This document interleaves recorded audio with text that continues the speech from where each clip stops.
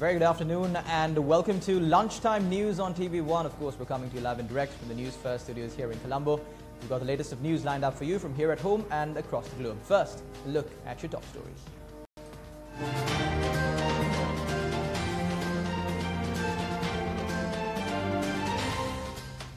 National WAP Festival commences under the auspices of the President.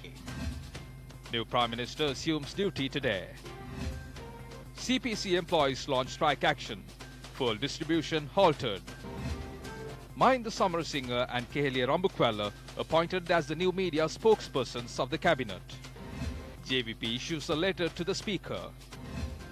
Boeing 737 plane carrying 188 passengers crashes in the Sea of Jakarta.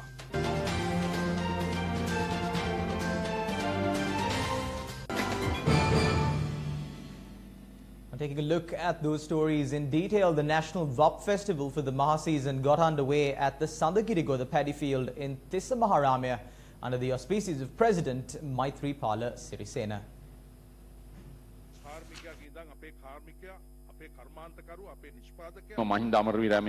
The announcer of today's event addressed Mahinda Amaravira as the former Minister of Agriculture. He is still the Minister of Agriculture.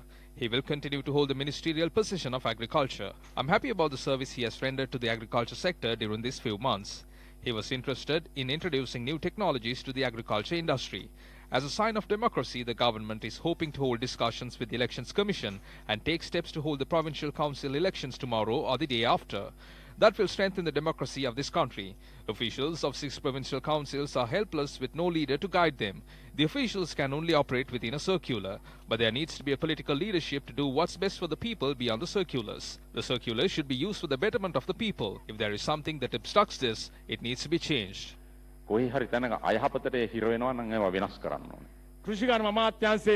I sought advice from the President when I took over the position of Minister of Agriculture. The President instructed me what to do. He said that we need to go in for a self-sufficient system to produce our own food.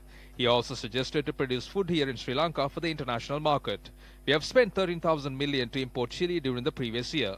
Approximately 18,000 million will be spent this year to import chili. We have commenced these programs island-wide. The Ministry of Agriculture has implemented a national policy. So when the government changes or when a new minister come in, they will have a national policy for agriculture.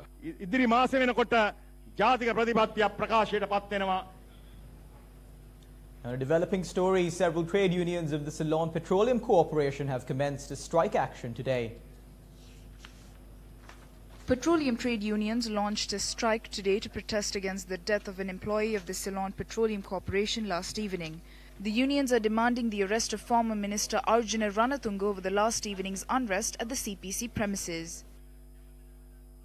Due to the actions of Arjuna Ranatunga, the former Minister of Petroleum, distribution activities of the CPC have completely been halted. All the trade unions from CPC and CPCL have commenced an island-wide strike action. The reasoning for the strike is that we are strictly condemning the actions of former Minister Arjuna Ranatunga and certain issues we have in terms of implementation of the law and order. We have a doubt whether the law and order will be implemented the same way as it was during the previous government. The fuel that we have distributed so far will be sufficient for the next few hours. However, there will not be anything left for them to pump in about few hours' time. Petrol will be over at fuel stations because from yesterday consumers have started to pump fuel following the information on the strike. Newsfirst cameras captured footage of several fuel stations in the island.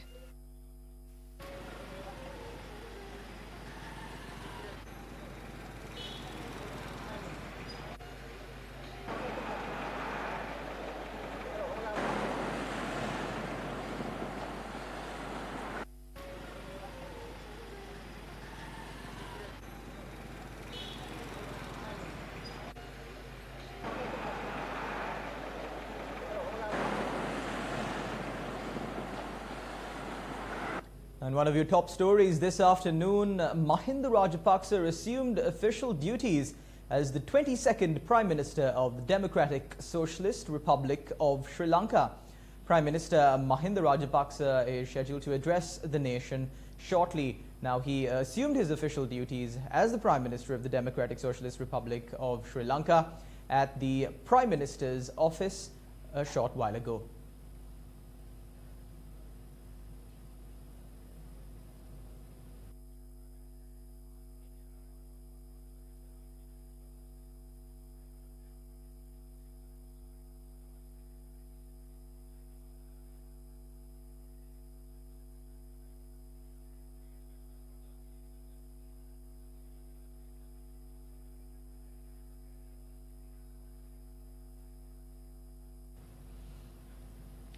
Now, in more local news, the government has appointed Mahinda Singha and Keheliya Rambukella as the new cabinet spokespersons.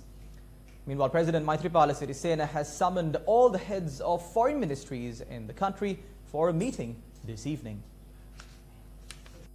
Director General of the Government Information Department, Nalaka Kalueva, said the meeting will take place at the Presidential Secretariat. Also, the security detail of former Prime Minister Ranil Wickremesinghe was reduced to 10 personnel. IGP Pujit Jayasundara has ordered the DIG in charge of Prime Ministerial Security, Jayantha Wickramaratne, to remove the Prime Minister's Security Division officers and STF officers from the security detail and allocate 10 officers for Wickremesinghe's security. DIG Wickramaratne noted the order was implemented last night. Earlier, the security detail of Wickremesinghe had over 1,000 officers. UNP parliamentarian Ajit P. Pereira addressed the crowds that gathered at Temple Trees.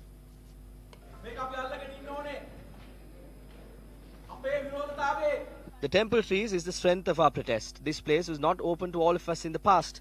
We will be strong when things like this happen. These are good lessons for our leaders as well. Your value is understood by the leadership of the party. This will give us strength to form a UNP government. By 12 noon tomorrow, gather at Kolpiti Junction. We will show our people.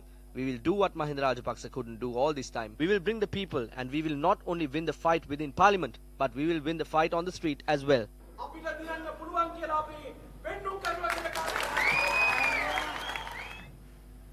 In the current situation that the country is facing, let's now take a look at a special report filed by Newsfirst.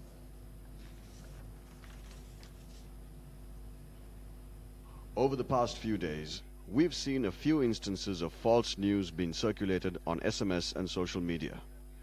One such example was last evening, when a false news report led to mass confusion and the public being massively inconvenienced.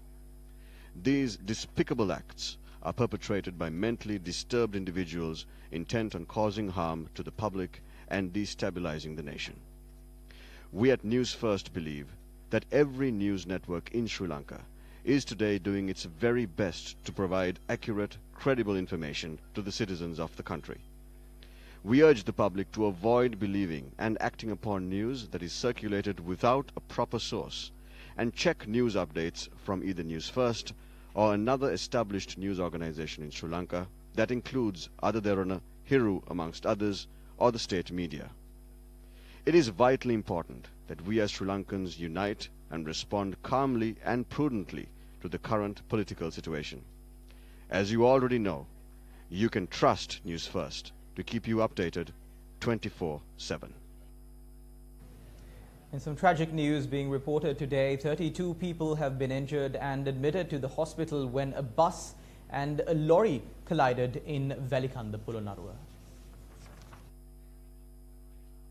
The accident occurred when a bus bound to Valikanda from Kanduruvela involved in a face-off collision with a lorry travelling from Colombo to Batticaloa.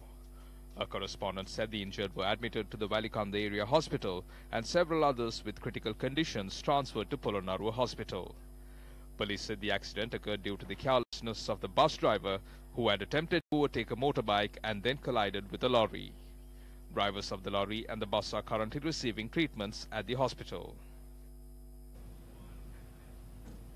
The Youth Speak Forum 2018, organized by Isaac Sri Lanka, was held at the University of Jaffna recently.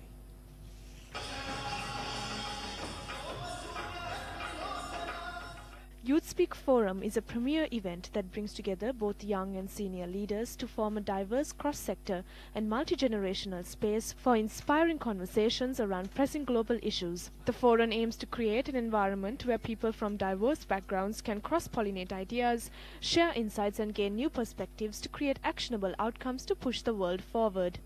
The event saw the participation of Vice-Chancellor of the University of Jaffna, Professor Ratnam Vigneswaran, Chairman of National Economic and Development Authority, Dakshita Bogulagama, Dr. Deshapriya Vijayatunga, Policy Advisor to the Youth Network of SDG in Sri Lanka, Senior Lecturer at the Southeastern University, K.M. Mubarak, Senior Lecturer at Sinek Campus, Sampath Sirivardhana, and several other dignitaries. Now, in some more political news this afternoon, the JVP sent a letter to the Speaker of Parliament today.